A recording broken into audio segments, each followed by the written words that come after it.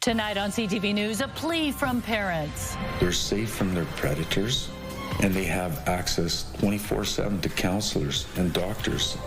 Their teenage daughter struggling with addiction, why they're desperate to put her into involuntary treatment. It's been the slow accumulation of a number of things. Fizzling fireworks. Organizers cancel the beloved tradition indefinitely. What it would take to bring it back. It's also emotionally very, very sad to see someone you love deteriorating and struggling. The desperate need for long-term care, the growing wait for a bed, calls for the province to address the shortfall.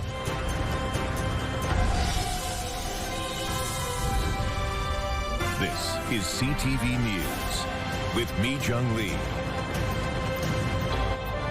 Good evening. Thanks for joining us. We begin tonight with the heartbreaking ordeal facing a Kamloops family. The parents say their teenage daughter has overdosed 4 times in less than 2 months, but she is refusing help. And tonight the parents are pleading for change. Here's CTV's Michelle Bernaro on their push for involuntary care. And a warning, some viewers may find the content in this story disturbing. The life you're in right now is dangerous, and I can't stand by and watch you destroy it. They are the words of a broken father, written in a letter to the 16-year-old daughter he and his wife feel like they have lost. We are very desperate to save her. We are not identifying the parents to protect their teen, who they say started to change about 2 years ago, skipping school and coming home late or not at all. They say she began using crystal meth. Behaviors just got very violent and erratic. They were almost daily. The parents say their daughter's threats and violence left them concerned for both their daughter's well-being and for their own safety. We were fearful to the point where we were essentially barricading ourselves into the bedroom with heavy end tables and locking the door. They believe their daughter, who started hanging out on the streets and spending time with much older men, has been traumatized by a sexual assault. They also say RCMP have been called to their home dozens of times in the past 6 months because of their daughter's actions, including on this day after an argument escalated and the mom began an audio recording.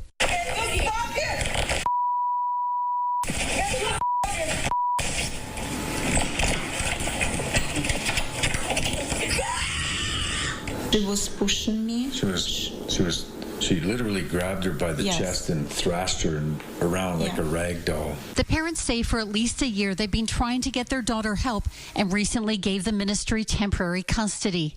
And they kept reminding me that they can't force her into treatment, that it all has to be voluntary. I believe that the laws that are on the books right now are rendering parents helpless, where we can't involuntarily put our children into care, into treatment care. The Premier says a provincially appointed chief scientific advisor has been researching the issue of involuntary care in youth. He has been doing that work, that engagement with medical professionals, various stakeholders and so on, and is currently incorporating their feedback into the draft guidelines that he has prepared, and we hope to be able to release those as soon as possible. If you have a 12-year-old daughter who is addicted, as a parent, should you have the right to put your child into treatment and recovery? And I believe you should. I strongly believe that if you force your child into treatment in a locked-up facility where they can't leave, they have no choice now but to wean themselves off of this drug. They're safe from their predators, and they have access 24/7 to counselors and doctors. These parents fear their daughter could lose her life to an overdose. They hope for changes that will save not just her, but many other children. I'll keep praying, loving, and hoping until you come home. Michelle Bernaro, CTV News, Kamloops.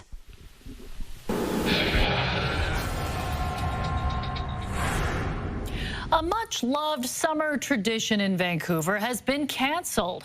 After lighting up the night sky with fireworks for more than 3 decades, the celebration of light is no more.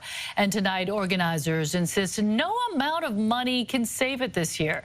Sinjin Alexander now on whether there is any hope of bringing it back in the future.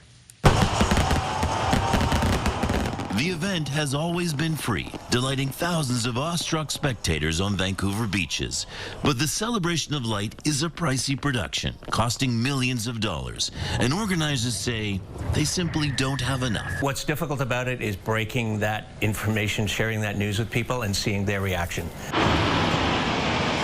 This year, they're about $1 million short. Big sponsors Honda and Concord Pacific remain, but others are gone.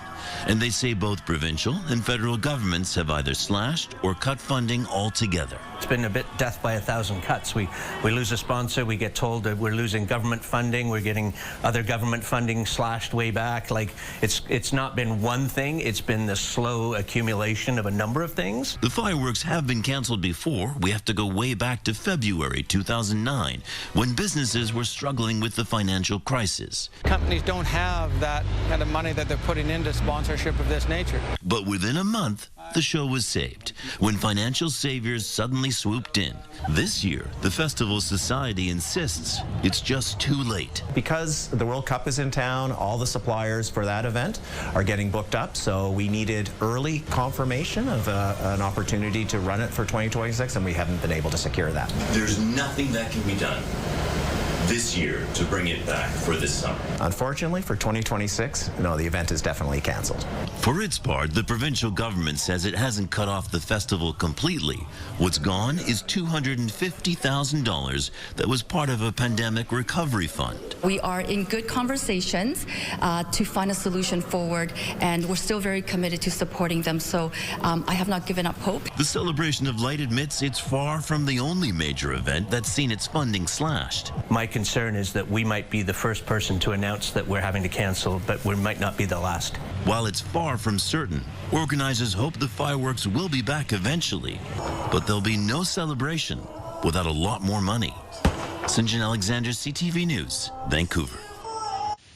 Prime Minister Mark Carney is expected to announce the framework for a new pipeline tomorrow that would run from Alberta to BC's northern coast. What's your message to BC MPs concerned about the pipeline? Carney had no comment as he made his way into caucus today on potential discord over a memorandum of understanding with the Alberta government. Few details have been released ahead of tomorrow's event in Calgary. Many BC MPs wouldn't stop to talk, but others are insisting that everything is fine. I support the Prime Minister, and Prime Minister has a vision, and something really good will come out of this tomorrow. Everybody's happy, honestly. Carney said Tuesday in the House of Commons that BC and First Nations have to agree to any pipeline being built to the Pacific Coast. Both BC Premier David Eby and the President of the Coastal First Nations have slammed Ottawa for not including them in negotiations. The softwood lumber industry is getting some help from Ottawa. The Prime Minister has unveiled a number of new supports for the lumber and steel sectors. But as CTV's Rob Buffum reports, BC lumber producers and advocates are calling the measures underwhelming. The beleaguered softwood lumber industry was thrown a bone Wednesday by Ottawa. This is an important day for Canada's workers. The Prime Minister announcing supports for both steel and forestry. New measures that include quotas and global tariffs aimed at reducing steel imports. Plus $500 million in new loan guarantees for softwood lumber companies. Loans are only good if I can sell my product and pay for those loans. At 45%, I can't sell my product in the United States. Other steps include cutting rail rates in half for lumber and steel transported across Canada, setting up a forestry task force, and more supports for laid-off workers in all industries. Window dressing, say some in the softwood industry, compared to the impact of steel supports, noting softwood currently faces U.S. tariffs and duties totaling 45%. I'm afraid we've come to the point where Sophie's Choice is happening and softwood lumber is going to be the child left behind. A concern shared at this family-run business in Delta, where they say today's measures won't make a difference. We ship very little lumber via rail. You know, most of the wood that we're sending down to the States is going on trucks. So that doesn't really help us. In terms of like loan guarantees, you know, we can already get loans from the bank. What's needed, he says, is a deal to end the decades-long softwood dispute with the U.S. We're scrambling to find work just to keep our guys going until Christmas. The BC NDP calls the news a good first step while acknowledging more help is needed. The best way to address this challenge right now is for President Trump and Prime Minister Carney to get to the table and strike a deal on softwood. An industry that continues to be hammered and feels increasingly left behind despite Wednesday's announcement. Rob joins us live from Victoria. Rob, what is the BC government saying about today's steel supports? Well, Mijung, we're here by the Christmas tree in the BC legislature on a day when the softwood lumber industry says the announcement was certainly not an early Christmas gift, and making matters worse, they described it as a bit of a lump of coal in the stalking the news about steel, because while reducing imports to Canada will be good for Ontario's steel industry, reducing the competition, it's likely going to make things more expensive here in BC, where we want to build, and infrastructure costs will be increased, bringing that steel from Ontario rather than importing it from places like China. Mijung. Rob Buffum reporting live tonight from Victoria. Vancouver City Council approved a FIFA-specific bylaw today that would allow hefty fines to be issued for a range of infractions during next year's event. The temporary bylaw would target things like distributing advertising matter on streets and defacing or postering furniture, light standards, and poles. Businesses will also be required to remove graffiti within 24 hours, and street performing will not be allowed without a permit. Staff say the goal is to ensure brand protection for FIFA. You're looking at a live shot of Canada Place, all lit up. It's looking pretty festive tonight. Yeah. I love seeing all the Christmas lights going up in the tree in front of the courthouse. I should say the art gallery is coming up. That's going to be really nice. Yeah, that's going to be spectacular. And the lights at Robson Square already up. Yeah, a beautiful day to be walking today. We saw cloudy skies across the board. That's what we're seeing right now. Across the Lower Mainland, here's a look at temperatures. 8 degrees at the harbor, 7 in Burnaby as well as in North Vancouver. Touch cooler in the valley, 6 degrees for Abbotsford and Chilliwack right now. I hope you enjoyed the dry conditions today, because rain returns as we head through the overnight hours. 6 degrees as an overnight low, and it will be a soggy one tomorrow. We'll see a high of 9 degrees with 10 to 20 millimeters of rain and winds gusting to 40 kilometers an hour. CTV Weather brought to you by Expedia Cruises. Plan, book, and safeguard your journeys. Explore the possibilities at expediacruises.ca. You'll need your umbrellas tomorrow, but then sunglasses for Friday. I've got your full forecast coming up. That's good. You keep us guessing. We go back and forth. Keep you on your toes. All right, thanks, Anne. The retrial of the man accused in connection with the shooting that left an innocent 15-year-old boy dead is nearing its end, with the defense presenting closing arguments today. In January 2018, Alfred Wong was struck by a stray bullet in what police describe as a gang shootout, which also left Kevin Whiteside dead and another bystander injured. Kane Carter has pleaded not guilty to 2 counts of second-degree murder. The defense told the jury to weigh the evidence without sympathy or prejudice and argued there are too many gaps in the Crown's version of events. The defense claims no one saw who pulled the trigger and the gun was never recovered, arguing the Crown hasn't proven that Carter fired the deadly shots. Tomorrow, the judge will give final instructions to the jury, after which deliberations will begin. The wait times are soaring for seniors needing a long-term care bed. Caregivers are getting burnt out waiting for a spot. Tonight, we take a look at the situation on the Sunshine Coast, where families are demanding the province do more to help those desperate for help. CTV's Dimitra Maragos has the story. It may be a gloomy outlook for those looking for long-term care beds on the Sunshine Coast. I felt like they weren't hearing me. Something Evie Blewith, they didn't believe me, knows all too well. I feel like for some reason the Sunshine Coast is being forgotten. Blewith was the primary caretaker for her partner Ivan, who had cancer and Alzheimer's. She says it was more challenging than it needed to be. I had 2 doctor's notes during that time where they said I am not really in a healthy enough state to be looking after somebody 24/7. He was put on the list for a long-term care bed in 2023. How would you describe your experience with Vancouver Coastal Health? They're rude. They don't answer you. They don't seem to feel any sense of accountability to explain why we're not getting the help. Data from the Office of the Seniors Advocate shows Vancouver Coastal Health's median wait time for long-term care is 231 days, a 250% increase from 2018. But Blueth says she waited longer. And I needed help 2 years before that. And I was asking for it. VCH says it understands the frustration for families, adding, quote, wait times can vary depending on several factors, including medical urgency, the number of people waiting, and other factors. The most recent census shows more than 1/3 of Gibson's and Sechilt's population is over the age of 65. There's going to be a tsunami of older people needing the kind of help that I've needed. After years of waiting, Ivan was placed at Silverstone Care Centre in Sechelt. When he finally got into respite, the nurse said to me, "How did you do this by yourself?" Vancouver Coastal Health says there are currently 204 long-term care beds on the lower Sunshine Coast. Now 40 people waiting for a bed are considered high need. The Seniors Advocate says currently there are more than 7,000 people on the wait list in BC, a 200% increase from 2016. The Sunshine Coast is perhaps the epicenter of where this is happening. And adds, this is a crisis. And we're falling short. We need 50% more beds built in the next decade. Something that local mayors say they've been trying to address. I think it's bordering on inhumane the way we are not addressing this. I'm calling on the provincial government to take action on addressing this long-term care gap. In a statement, the health ministry says, in part, in the last 5 years, government has invested approximately $3.5 billion in primary care, home health, long-term care, assisted living, and respite services. But for longtime residents like Blueth, she still has questions. Why aren't we getting better care? And I'm still here sitting wondering, because there's going to be a tsunami of older people needing the kind of help that I've needed. Dimitri Marigo, CTV News, Gibson's.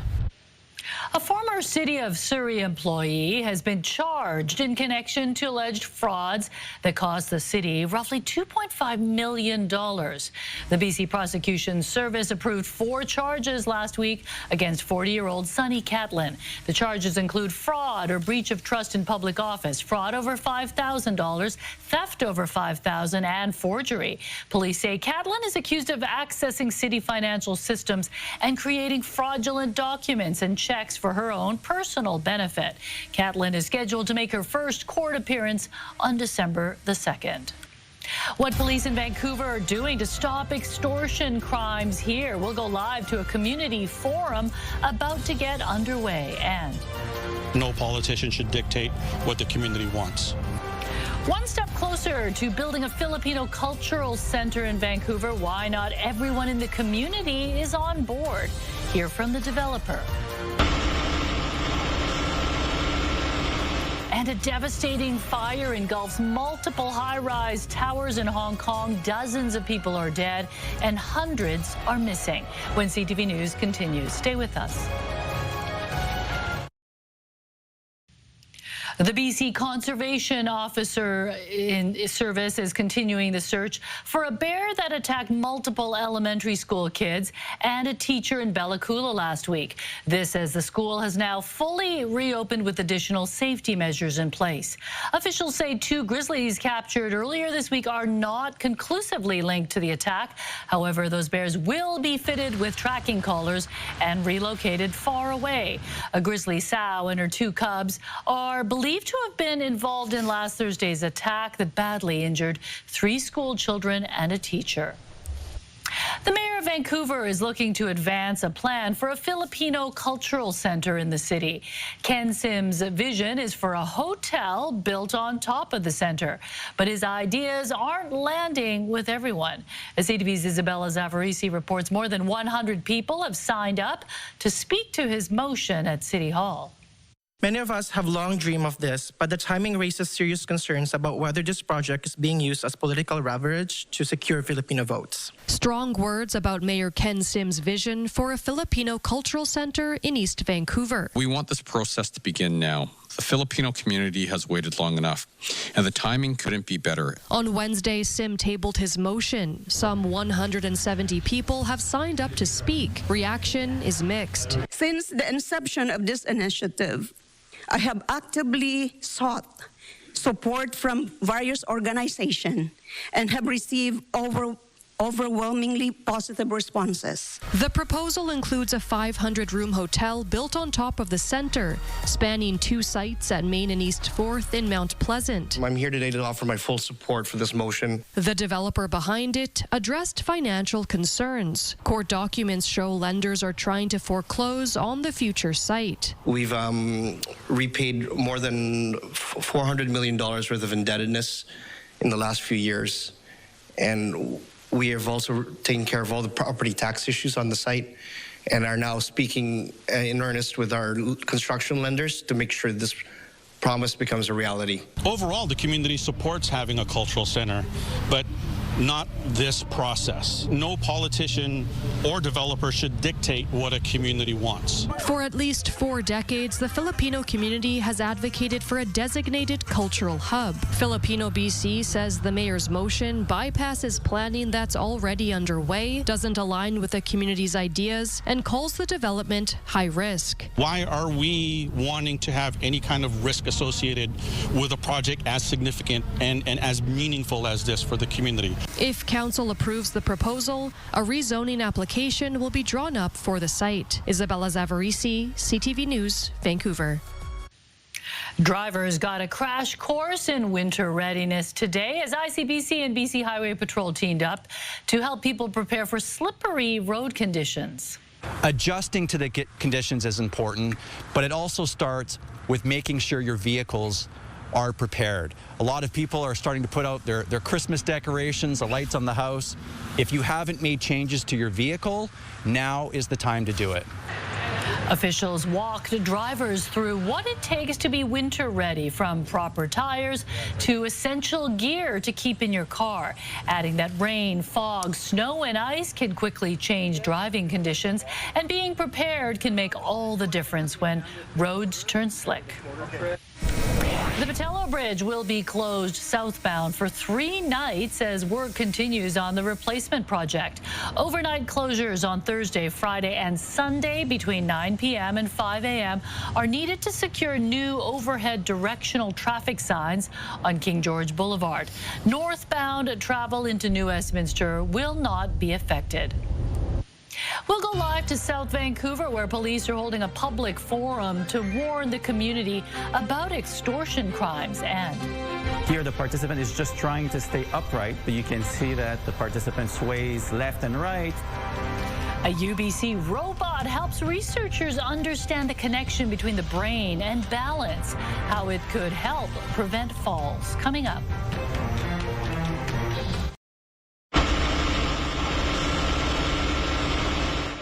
At least 44 people are confirmed dead and nearly 300 others are missing after Hong Kong's deadliest fire in nearly 3 decades. Flames and smoke are still visible several hours after a fire broke out in 7 residential towers that are 32 stories. The cause of the fire is still under investigation, although authorities noted the towers were covered in flammable bamboo scaffolding as the firefight continues.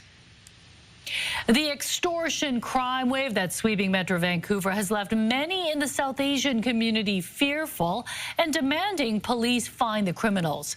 Most of the violence has been in Surrey, and Vancouver police want to make sure the attacks don't spread. CTV's Ben Nesbitt is live in South Vancouver, where police are inviting the public to attend a community forum. Ben, what's on the agenda tonight?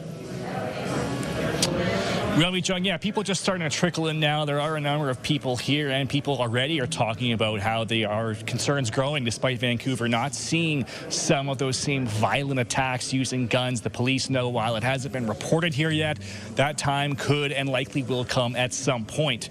Now, in Surrey, there's been dozens of South Asian business owners have had their properties shot at. Police say it often starts with a threatening phone call, text message, or email before the perpetrators eventually follow through with the threats. residents. Vancouver police say while the city hasn't seen that type of extortion yet, they want all residents and business owners to be prepared and aware of the potential threats. Now, several high-ranking officers from the Vancouver Police Department are going to be here tonight. They're going to speak to people. There's people here from the South Asian business communities, and we're going to have a full story on this later tonight. Mi Jung. Yeah, I'm sure people appreciate the proactive effort. Thank you, Ben. Researchers at UBC gave a live demonstration of a one-of-a-kind body swap robot today, offering a new insight into how the brain keeps us upright. The idea is not to think that balance deficits and falls are one single cause. There's a number of causes, and then we need to be able to address them. And this device becomes, a central tool to allow us to make advances. The robot can subtly change how a body feels, making it seem heavier, lighter, or slightly delayed. That helps researchers study how the brain responds to balance shifts. The goal is to better understand and reduce the risks of falling, especially for older adults. C. difficile is a superbug that can lead to severe infections in people who are immunocompromised. Now a team of local researchers have launched a pilot project to try to find out how it spreads. My lab is trying to use genomics to try to understand where these bugs are coming from. How do we acquire them? Researchers at Fraser Health and SFU have teamed up to analyze the genetic makeup of C. difficile, which is most commonly found in hospitals and long-term care homes. They hope their work will inform future infection prevention strategies to improve the safety of patients in the region. If you're into competing in a wide range of challenges for huge prizes, Amazing Race Canada is looking for its next round of contestants. Also ahead. It was a sink or swim moment, and we were only going to make it if we came over here. An American couple moves its rubber duck museum from Washington State to BC. What prompted them to fly north? That's ahead. If you've always wanted to be a contestant on Amazing Race Canada, here's your chance. All right, everyone, good luck. Casting for season 12 of CTV's The Amazing Race Canada is currently underway. Applicants must submit a video saying why you and your partner should be chosen. Be sure to include what makes your team and relationship special. The deadline to apply is December 15th. And do you think that you would be a good contestant? No, not at all. I'm not even going to lie about it. Yeah, there are some things I think would be so hard, like some of the things involving water and swimming. Most things. But but there are other challenges like memorizing speeches. Right. I think I could do that one. If there's an eating challenge, I could totally win that. I would definitely do that if it was like an all-eating Amazing Race. Yeah. But no, everything else, it's just too rigorous. I couldn't do it.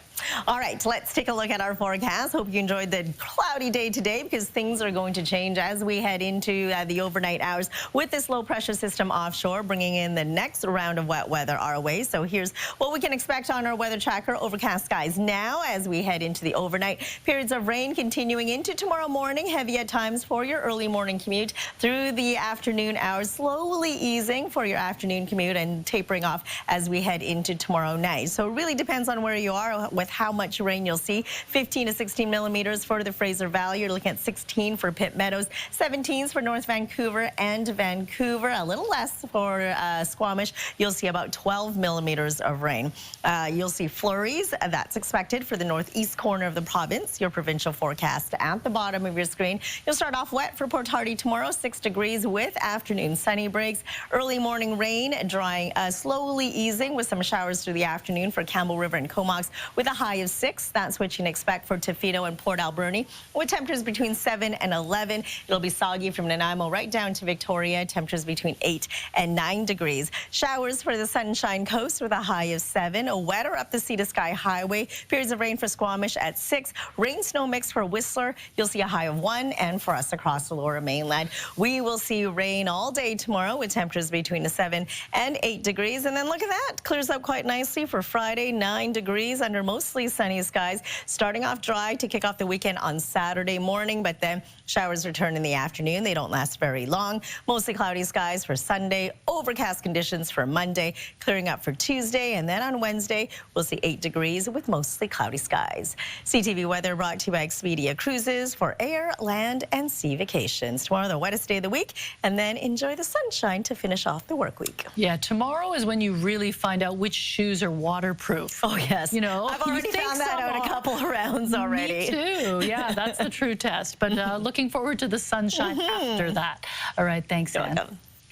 Our weekly look at animals that are looking for a forever home. The new Homeward Bound segment is coming up, and they call it the first and only historical rubber duck museum in the world. Why the owners moved their store from Washington State to BC. That's next.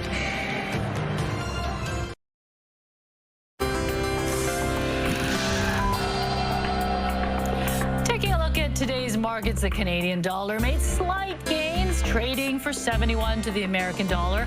Oil was up 70 cents, closing the day at $58.65. Gold gained $25 on the day. The TSX and the Dow Jones both finished the day higher, up 279 points and 314 points.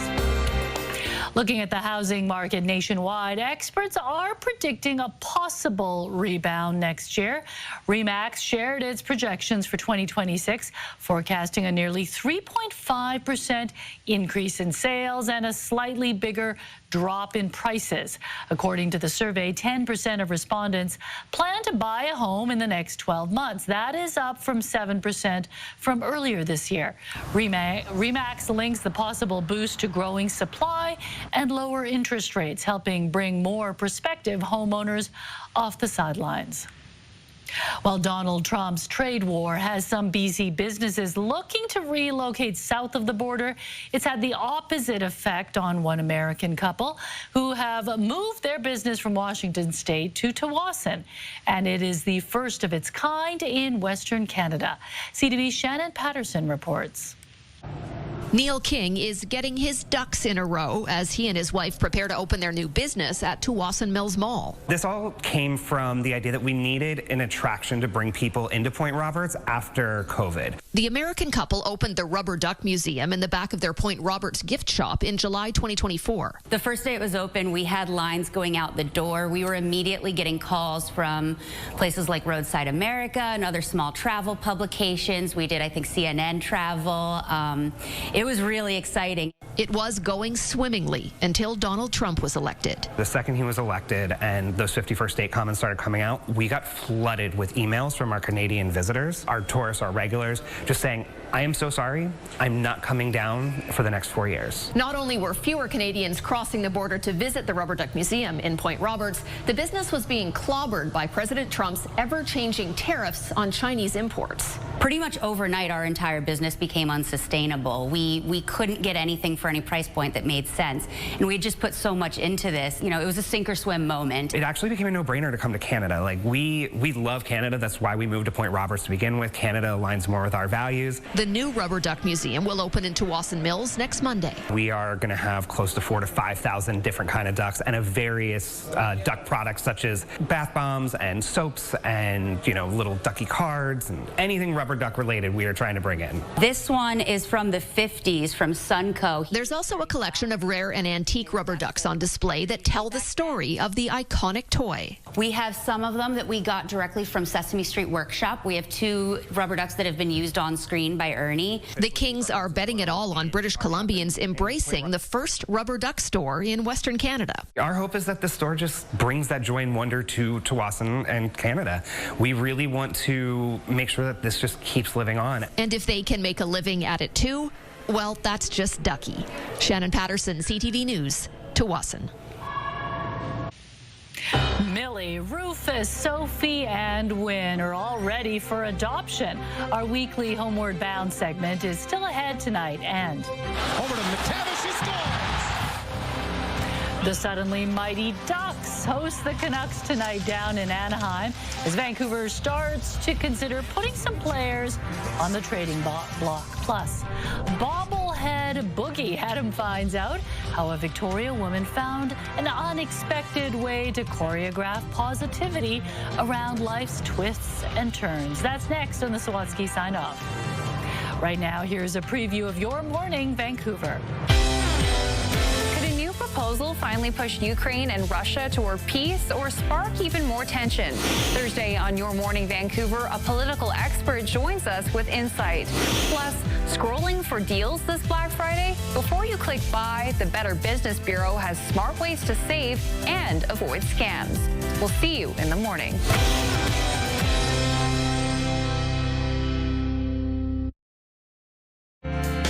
The Ringside Report, brought to you by CapitalDirect.ca. Let's make your vision a reality with Capital Direct.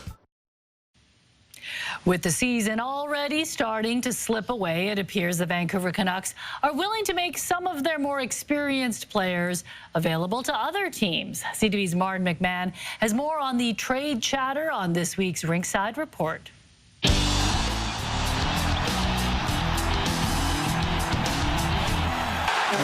Kiefer Sherwood, Evander Kane, Teddy Bluger.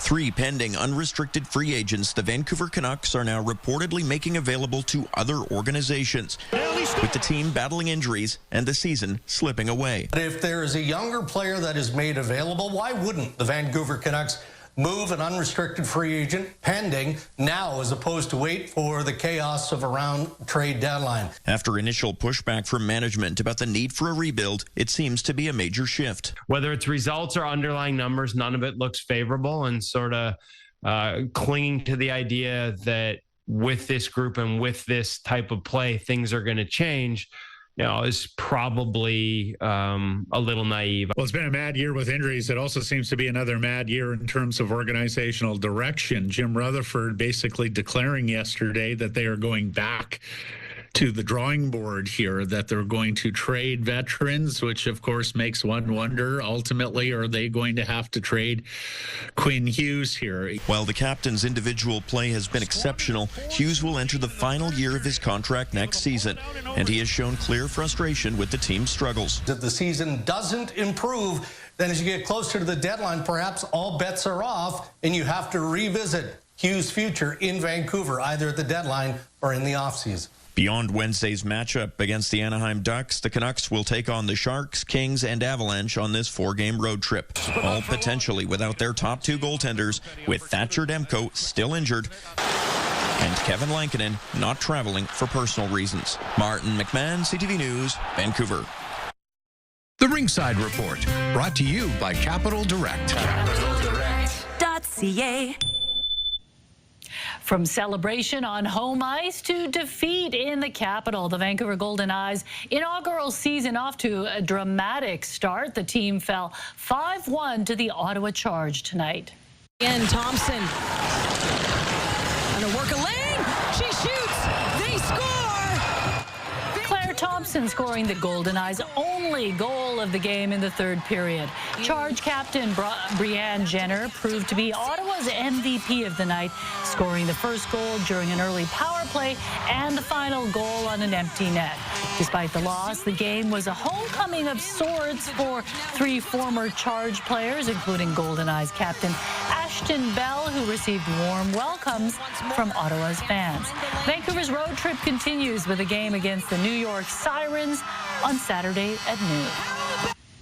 The Olympic flame has begun a journey that will take it right across Italy ahead of the Winter Games.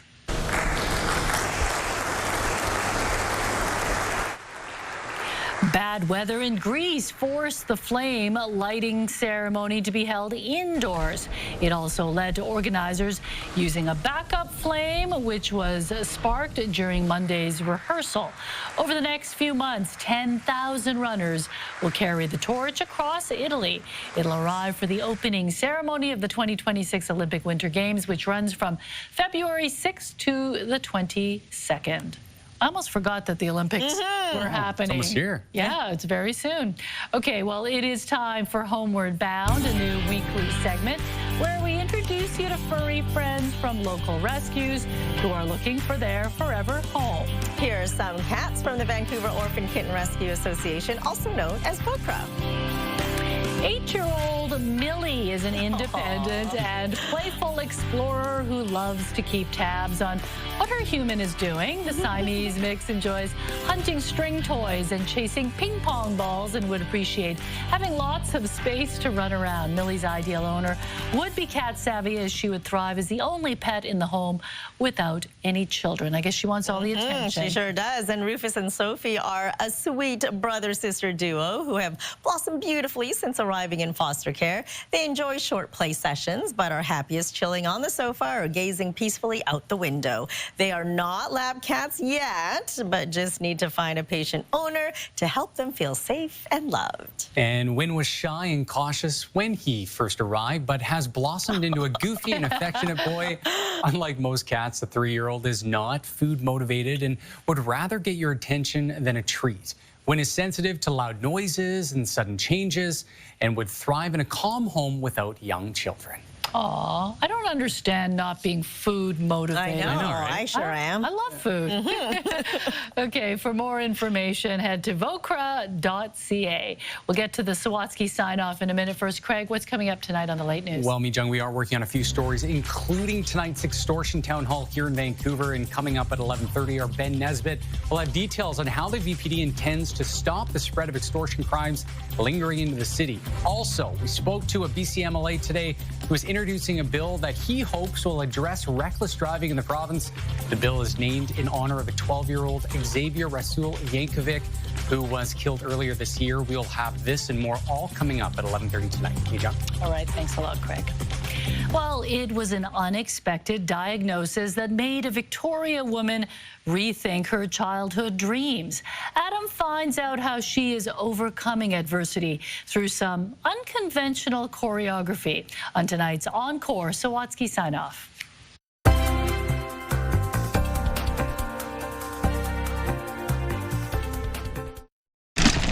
It's not unusual to find Leslie Carlberg out and about in a tutu. Tutus are so pretty, but sometimes people think I'm getting married. But instead of walking down the aisle, Leslie is making the ordinary, like bike riding, even snow angel making, far more fun. You know, someone told me, your tutus represent your childhood dream that was never realized. I'm like, yeah. You see, for as long as Leslie can recall, she's expressed herself physically, from dancing in her first tutu to growing up doing all sorts of physical things, until she received a devastating diagnosis. I went to get an MRI, and they're like, you have MS. And I'm like, what? Eventually, MS made it so all the active things she used to do, she no longer could. So it can get me down sometimes. But instead of mourning what she couldn't do, Leslie decided to start celebrating what she could, like seeing the potential of a bobblehead doing unexpected things. So I always have dance in my head, and then I'm like, oh, what if I do a flash mob of bobbleheads? What if she attached raised arms to the doll and dressed them in all sorts of summery costumes before making them look like they were dancing on a beach? It's fun. It's fun for me, and I like making people laugh. So she posted it online and received so much positive feedback, she made spooky masks for the bobbleheads so they could perform again for Halloween. Well, now I'm the bobblehead lady. Well, now Leslie's commissioned cozy costumes for her cast of compact characters, set up a green screen in her living room, and focused her phone on capturing her bobbleheads dancing to an original Christmas composition. We just gotta find that joy in life to keep going. And while Leslie is still a couple weeks away from debuting her Yuletide musical, she's already grateful to have found an unexpected way to overcome adversity through realizing her childhood dream of performing in an unexpected way. We need that playfulness back because there's a lot of laughter and happiness there. Adam Sawatsky, CTV News, Victoria. That is very creative. Yeah. How does she get the bobbleheads to There all must be go some in? kind of There's like a at the green bottom, screen, right? and then underneath there's like a contraption. And you've got a green screen here in the bringing studio. your bobbleheads over. But what's impressive is their wardrobe. They have a change of clothes for every season, apparently. And I like her wardrobe. That tutu is incredible. It's amazing. I think a tutu will work on you. It makes me, it's very versatile. Exactly. In the winter, you wear tights underneath, and right? then in summer, you just wear the tutu. All right, let's take a look at our scenic snapshot for tonight. A lovely day at Wood Lake in the Okanagan. Thanks, Jane, for sending this beautiful photo in. And we want to see your scenic snapshot as well. So email us at scenicsnapshot@ctv.ca. So sunshine and photos tomorrow only, right? Yeah, exactly, because there will be a soaker here, and in the Okanagan, they'll see about 5 centimeters of snow. Ooh, winter wonderland. Yeah. Okay, the programming note, we will be on CTV tomorrow. So CTV News at 5 and CTV News at 6. Catch us on CTV2. All right, thanks for joining us.